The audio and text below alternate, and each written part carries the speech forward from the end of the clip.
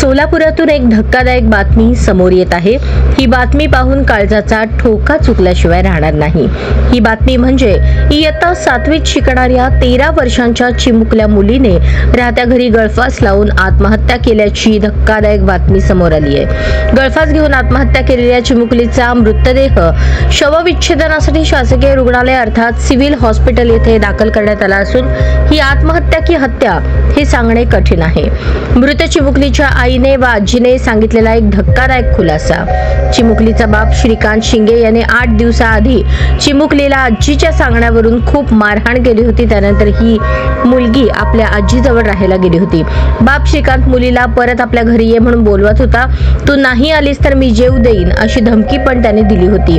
त्यानंतर चिमुकलीला तिची आजी आपल्या घरातून तिच्या घराकडे गुरुवारी सायंकाळी सोडून आली होती। दुसऱ्या दिवशी चिमुकलीची आई काही कामानिमित्त काही वेळ बाहेर गेली होती। ती परत येईपर्यंत 13 वर्षांच्या मुलीने गळफास घेऊन स्वतःचं आयुष्य संपवत आई, आजी आणि बापाचा निरोप घेतला। आईच्या सांगण्यावरून बापाने तर चिमुकलीचा घात केला नसेल ना। 8 दिवसाआधीच चिमुकलीला आजीच्या सांगण्यावरून बापाने मारहाण केली होती। या सगळ्या गोष्टींवर आता पोलीस काय कारवाई करणार? अवघ्या 13 वर्षांच्या चिमुकलीवर जीवन संपवण्याची वेळ का आणि कोणामुळे आली? माझं नाव अनुराधा श्रीकांत शिंगे। माझी पोरगी प्रियदर्शिनी श्रीकांत शिंगे। तिचे वय 12 वर्षाची आहे। 7वीत शिकत आहे। तिने विद्यानिकेतन शाळेमध्ये शिकत आहे। तिला त्याच्या बापाने खूप मारून घेतलं। त्याच्या आजीच्या बाप गावाला गेलता। आजीच्या बोलण्यावरनं बाप येऊन मारून घेतला।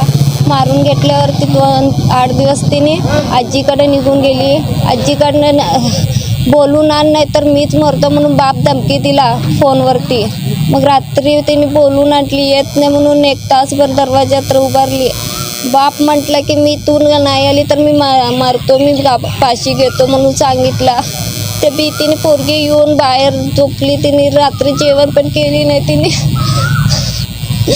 रात्री झोपली। तिने दिवसभर चांगली होती। तिने मी कामाची अर्धा तास मी बाहेर गेले। मी बेगम पेटल्या तर रात्री संध्याकाळी तिने काय केलं काय माहिती नाही मला। तिचे वडील आलेत का तिथं? ते दोघांवरती संशय। त्यांनी म्हणत होता तू पोरीला बोलून आणलं तर तिचा जीवच घेतो, तिला मारूनच टाकतो म्हणत होता। त्याने तिला त्यांनी घात केले माझ्या पोरीचं। मृत्यू झालेला आहे। हे ना घरी असताना त्यांची मम्मी घरात नव्हती, बाहेर गेली होती कामासाठी।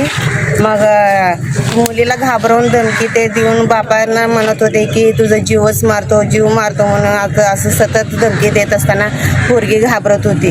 घाबरताना मग त्यांची मम्मी बाहेर गेल्यावर बघितल्यावर त्यांच्या पप्पाने आणि आजीने मिळून ते पोरीचं आत्महत्या केलेलं आहे। आत्महत्या करून त्यांनी पोरीला वरती लटकवलेलं होतं।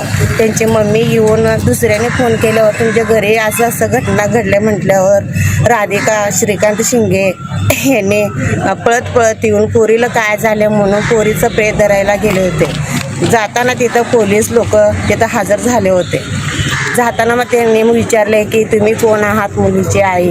मी मुलीची आई आहे, माझी पोरगी असं का करून घेतली म्हणून राधिका शिंगे यांनी रडायला चालू केली।